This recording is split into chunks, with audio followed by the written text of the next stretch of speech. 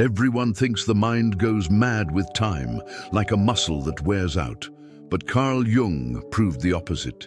It destroys itself little by little in the invisible places where we choose to live psychologically. Modern spirituality teaches you to seek light, but forgets to warn you that it is in the shadows that the ego builds its prisons. You believe you are free, but perhaps you are only repeating the same ideas, feigning peace while your soul screams in silence. The scariest part? These places seem normal. They are routines, thoughts, habits, small repetitions that corrode the courage to be who you truly are. Jung said that the worst form of slavery is the one that disguises itself as balance. And that's why this video isn't about philosophy, it's about psychic survival. You'll descend with me into 8 environments of the mind where the ego hides and consciousness fragments. The first seems innocent, the last is brutal. But they all share the same poison. They transform the human being into a reflection of the collective, slowly killing their truth. If you have the courage to look without fear, you'll realize that these places aren't out there. They're inside. What destroys the mind is not the chaos of the world, but the comfort of living asleep. So before you move on, make a choice. Do you want to keep repeating what everyone says, or do you want to see what almost no one can bear to see? Because once you recognize these prisons, you will never again be able to pretend you didn't see them. There is a type of prison that has no bars, but molds thought as if they were invisible walls. Carl Jung said that when the individual gets lost in the group, the ego ceases to be a bridge and becomes a prison. The echo chamber is this place disguised as belonging, where spirituality is reduced to repeating what sounds beautiful but transforms nothing. It is the terrain of the mind that fears difference because it confuses consensus with truth. The danger lies in the feeling of security. When everyone thinks alike, no one truly thinks. The soul falls silent, and the courage to doubt, that sacred act of freedom, is replaced by automatic applause. Those who live here feel awake, but are merely a reflection within the same mirror. The echo chamber doesn't need to be on social media. Sometimes it resides in family conversations, spiritual groups, or even within a romantic relationship. You know you're in it when you feel compelled to agree in order to be accepted. The persona gains strength, the shadow grows silently, and the truth becomes too uncomfortable to be spoken. In this environment, the courage to question is treated as rebellion. The soul begins to contract, seeking the comfort of the collective instead of the expansion of consciousness. Jung called this psychic possession, when the individual is swallowed by the mass. The inner alchemy, born from the conflict between ideas, dies for lack of friction. The solution isn't to destroy the group, but to remember that thought is a muscle that atrophies without resistance. The courage to remain silent when everyone is shouting is the first act of individuation. Asking sincere questions is a deeper spiritual exercise than repeating mantras you don't understand. Disconnecting a little, reading authors you disagree with, talking to those who think differently. All of this rekindles the fire of the soul that seeks truth, not approval. And when that fire awakens, it illuminates not only what you think, but what you fear to think.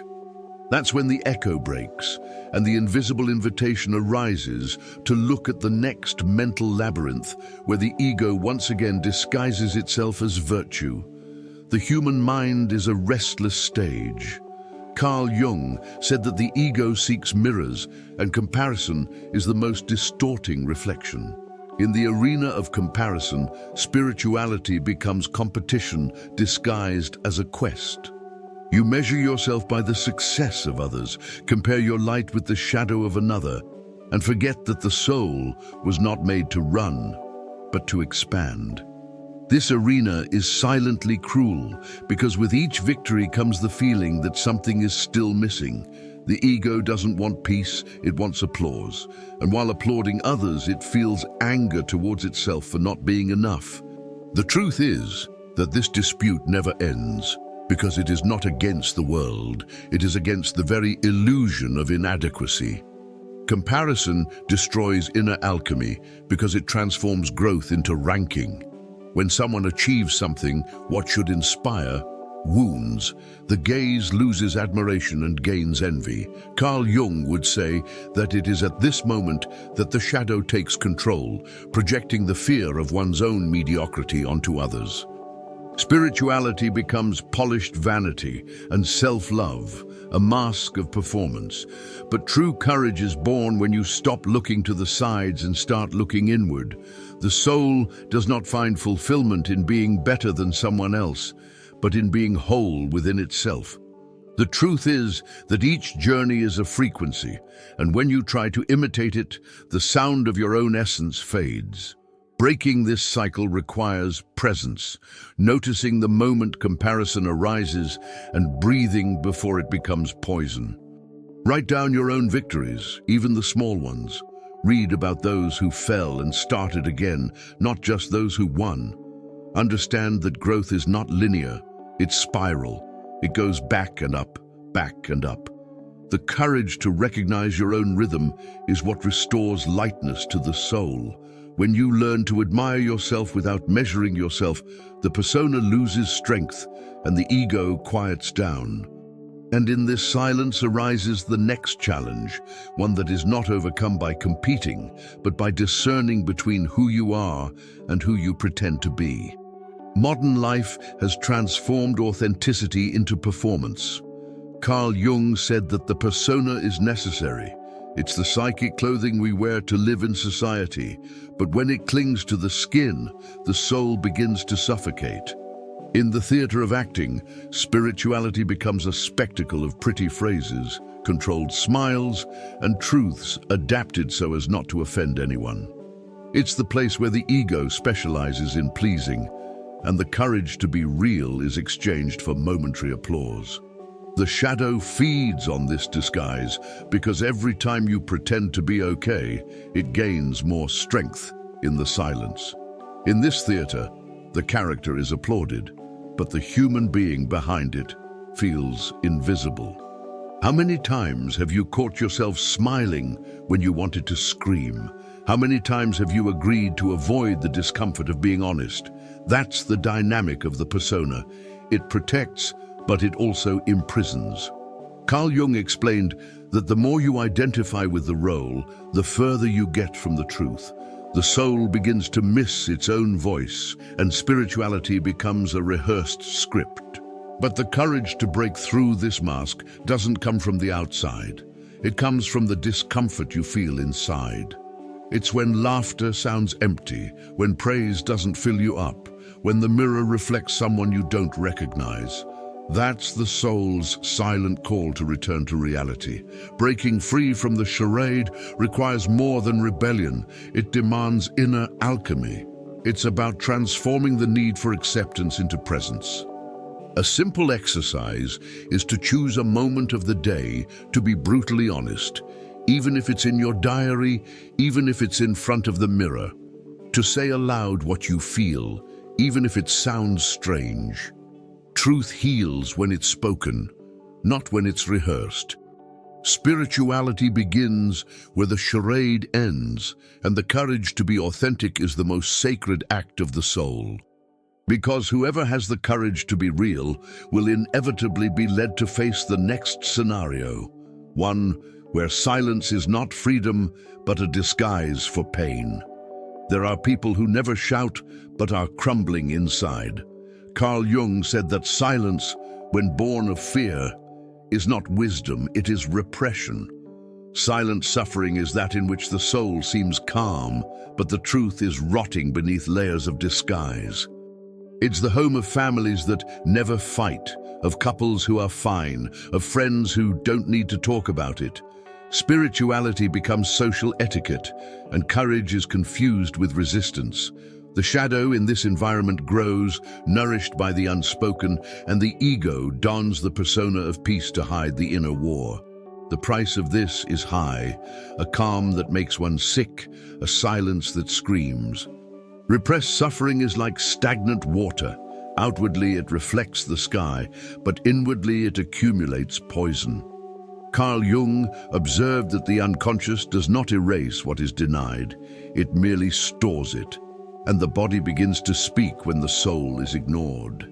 Anxiety, fatigue, discouragement, all are psychic messages that demand to be listened to. The truth is that no one heals what they pretend doesn't hurt.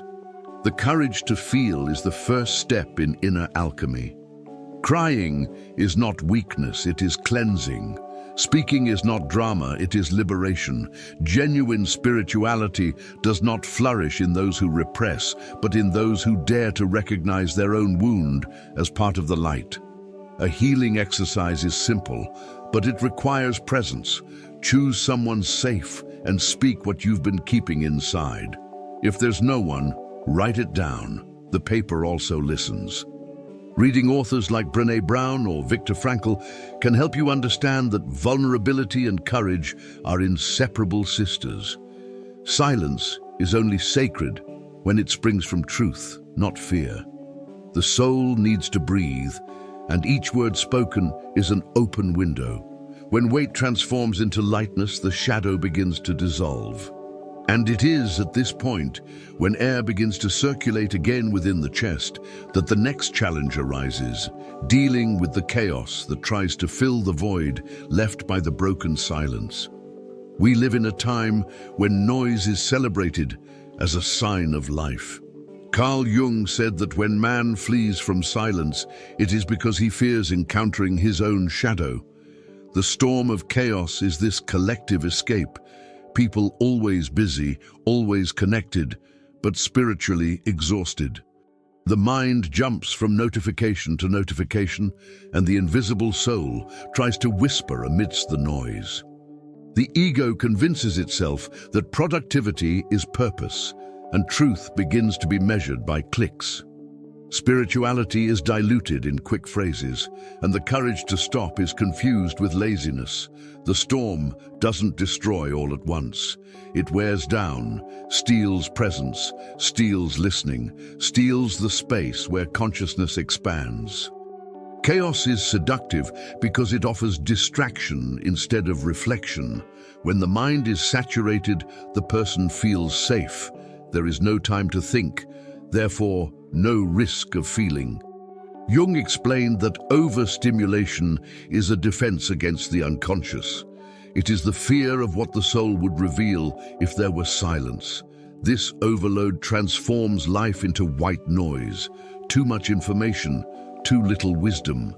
Inner alchemy requires pause, but the modern world fears emptiness. That is why chaos is the most consumed drug of the century.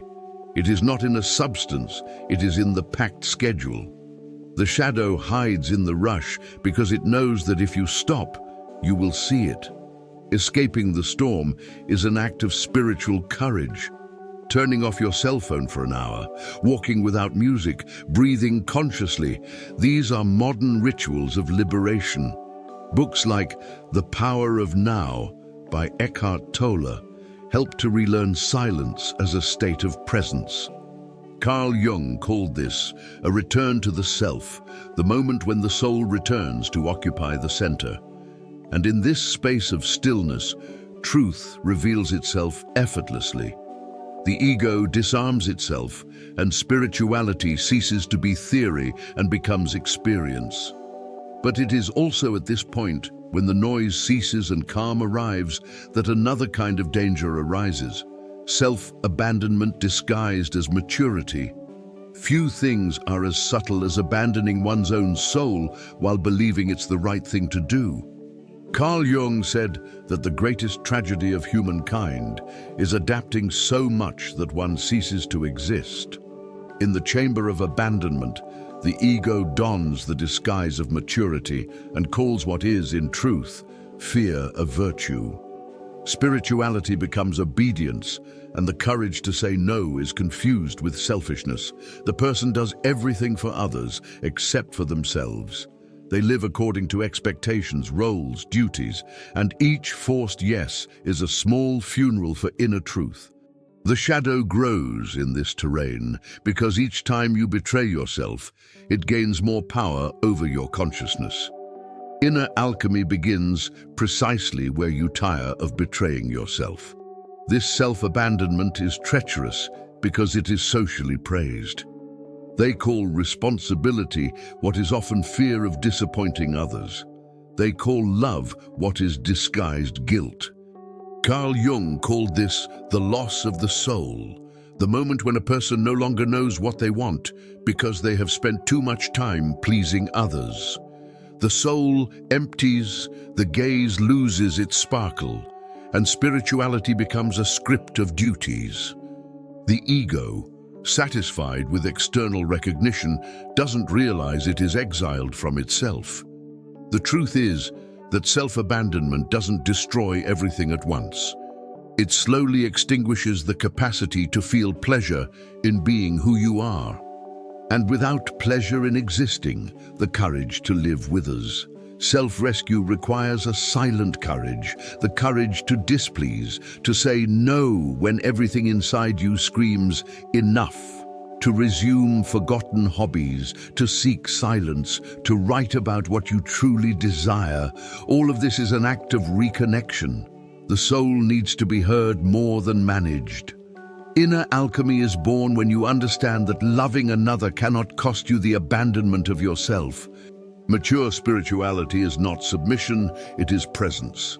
And when this presence awakens, abandonment ceases to be a habit and becomes an alert. But it is in this awakening that the deepest shadow comes to the surface, that part of you that kept everything you didn't want to see. Carl Jung said that everything we deny within ourselves hides in some basement of the soul.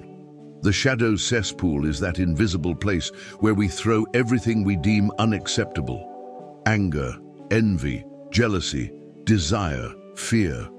Misunderstood spirituality tries to deny these forces, as if light depended on denying darkness. But what is not looked at does not die. It only grows stronger in the dark. The ego believes it is in control, but the unconscious conducts the show. That's why sometimes you repeat mistakes you swore not to repeat, react disproportionately, sabotage yourself without understanding why. The shadow doesn't want to destroy you, it wants to be recognized. It's the forgotten part of the soul, asking for reconciliation. Facing this psychic repository requires a courage that isn't learned from books, but from falls. It's the moment when you look inside and realize that the enemy you feared so much always had your face. Carl Jung called this possession by the shadow, when what you reject begins to act for you. But it's also the beginning of inner alchemy, the point where spirituality ceases to be a concept and becomes practice. Integrating the shadow is transforming fear into strength, anger into direction, shame into empathy.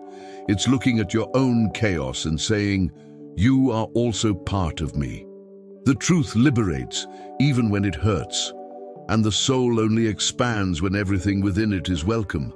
The integration process is slow, but profoundly transformative.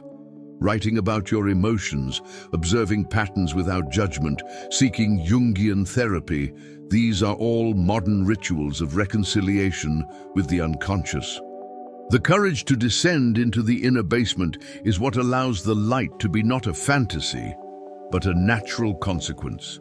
Authentic spirituality does not fear the dark because it understands that the shadow is merely light, not understood. And when this integration happens, consciousness begins to rise again because those who have faced their own abyss no longer fear falling. And it is in this rebirth that the next movement arises, to descend even deeper, not to escape, but to recognize that every prison has always been built within one's own mind. Most people spend their lives trying to escape something external, a job, a relationship, a city, without realizing that the real prison has always been within.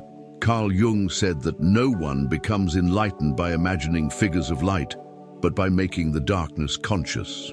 The inner descent is that moment when spirituality ceases to be an escape and becomes a confrontation. It is the dive where courage ceases to be a concept and becomes flesh. The ego tries to resist because it knows that down there it will not survive. The path is silent and uncomfortable. It is looking into the eyes of one's own shadow without shame. It is accepting the soul in its complete humanity. The personal hell, when accepted, becomes a laboratory of transformation. Descending inward is an act the modern world has unlearned. We live trained to ascend, to grow, evolve, conquer, but Jung taught that every true ascent begins with a fall. It's the logic of inner alchemy. Lead needs to be melted before it becomes gold. The descent is the fire that purifies consciousness. In this process, spirituality shows its rawest side. It doesn't promise peace, it promises truth. It's the moment when you realize that meditating, praying, or affirming positive phrases isn't enough if the unconscious continues to silently command. The soul doesn't want consolation, it wants wholeness. And for that, courage is needed to continue descending to the point where there are no more masks. With each layer that breaks, something purer emerges, the unadorned truth. Descending means disarming oneself, losing justifications, admitting that the prison was never outside, but in what you believed about yourself. Spirituality, then, becomes self-knowledge, and courage, a kind of practical faith. Carl Jung called this individuation, the process of reuniting what has been fragmented. When you allow yourself this journey, you realize that fear was only a guardian of the portal. The ego falls silent, the soul speaks, and the shadow transforms into wisdom. And it is precisely in this moment of clarity, when the inner self reveals itself with brutal force, that the next truth emerges. There is no escape from the unconscious, only integration. Carl Jung used to say that the unconscious is not an enemy, but a mirror reflecting what consciousness has not yet been able to bear to see. The brutal truth is that no one escapes you. You can change cities, friends, beliefs, but the unconscious travels with you. It speaks through dreams, symptoms, repetitions. Modern spirituality tries to escape it with mantras and pretty phrases, but the soul knows. What is not integrated returns disguised. The ego wants to heal without facing it, but Jung taught that there is no healing without confrontation. To integrate is to look at one's own chaos and say, "You are also mine." It is an act of courage and also of humility to recognize that light only exists because there was shadow before it. This is the inner alchemy that transforms suffering into wisdom. The unconscious doesn't want to punish, it wants to teach. It repeats itself until the ego finally understands. Every crisis is a note from the soul saying, "You have forgotten me." What hurts is always what demands attention. True spirituality doesn't seek to eliminate the darkness, but to dance with it. Jung said that the more we deny the unconscious, the more it takes revenge through destiny. Therefore, integration is liberation, not in the sense of erasing the past, but of understanding the role each shadow played in the formation of the self. The truth is not gentle, but it is liberating. There is no darkness that can resist a consciousness willing to see it. The courage to integrate comes when you realize that running away consumes more energy than facing it. The unconscious is like an ocean. The more you try to swim against it, the more it swallows you. But when you learn to float, to observe without judgment, to listen without reacting, fear transforms into respect. Reading Jung is not an intellectual exercise, it's an emotional mirror. He invites practice, writing down dreams, observing repetitions, recognizing patterns. Spirituality at this point ceases to be a refuge and becomes a commitment to truth. And it is from this commitment that the ultimate calling is born.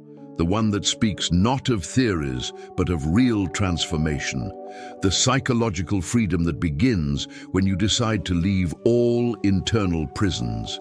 To be free is not to run away. It is to return to the center.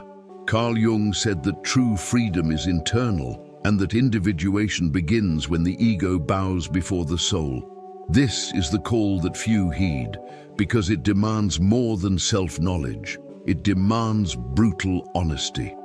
It is the moment when spirituality ceases to be discourse and becomes daily practice. The courage to look inward and remain there is what breaks the invisible chains that the unconscious has forged over the years. Every mental prison, fear, guilt, shame, is an illusion sustained by the ego. The soul, when awakened, does not need to escape from anything. It simply recognizes that it has always been free. The individuation process is a journey without maps. Jung said that no one walks it with impunity because it destroys everything that is false. The persona, once so necessary, begins to crack. The shadow, once feared, begins to teach. And the self, silent and patient, finally takes command. It is a liberation that hurts, but that heals. Inner alchemy happens at that moment, when suffering finds meaning. Spiritual courage lies not in enduring the world, but in letting the world no longer define you. Truth ceases to be a concept and becomes a state, and in this state, the ego does not disappear. It learns to serve, not to dominate. Psychological freedom is the pinnacle of living spirituality. It is when the human being discovers that nothing external can give them what they already carry within. The soul ceases to ask permission to exist. Fear loses its hold, consciousness expands, and life begins to be guided by presence, not by programming. Jung said that whoever looks outside dreams, but whoever looks inside awakens, and it is this awakening that initiates true individuation. Because in the end, the greatest courage is not to change the world, but to traverse one's own unconscious and emerge on the other side whole. And it is precisely from this point, where consciousness rediscovers truth, that the desire to share this journey with others who are still asleep is born. Now you know what Carl Jung tried to warn a distracted humanity about. The danger was never outside, but within. It is the automatic thoughts, the false silences, the comparisons disguised as motivation that silently corrode the soul. Spirituality is not escape, it is confrontation. And true courage is not shouting louder, it is listening to what the ego tries to silence. So take a deep breath and ask yourself, in which of these prisons have you been living lately? The prison of comparison, the prison of silence, the prison of the mask. The truth is that everyone carries a chamber, an arena, a theater within their mind. The difference is that few have the courage to turn on the light. Inner alchemy begins when you stop blaming the world and start looking inward with honesty. Spiritual awakening is not romantic. It's raw, it's real, it's liberating. And if something within you trembled as you listened, it's because your soul recognized the call. The shadow only exists to be integrated, and individuation begins when you decide to return to yourself. So I ask you, will you continue to inhabit the same mental prisons, or will you start to break free from them now? If something inside you has been awakened, write in the comments what touched you most in this video. Sometimes the first step to healing is simply putting into words what the unconscious tries to hide. And if you want to continue descending with me through these labyrinths of the mind, subscribe to the channel and activate notifications, not out of habit, but as a silent pact with your own truth.